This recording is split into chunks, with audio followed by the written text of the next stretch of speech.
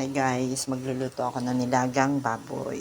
So dahil nga bawal sa akin ng masyadong mamantika, need ko ng gulay. So dinamihan ko yung repolyo. So maglalagay ako ng repolyo dito na madami para makakain ako ng madami. Then later, para may sabaw yung aking asawa.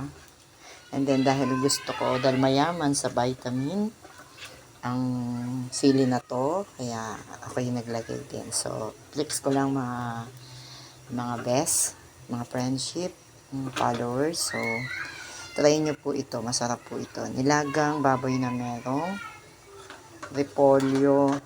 Hindi ko masyadong anuhin kasi pangit din yung sobrang nilaga. Masyadong ano yung repolyo, kaya gusto ko yung medyo ano lang. Kaya sinishare ko lang sa inyo to kasi meron akong bato sa abdo, so bawal ng mamantika.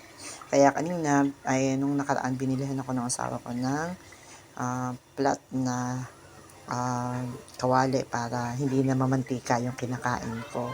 Na kahit walang mantika pwede ako magprito. Kaya see you guys again. Thank you for watching. Bye bye.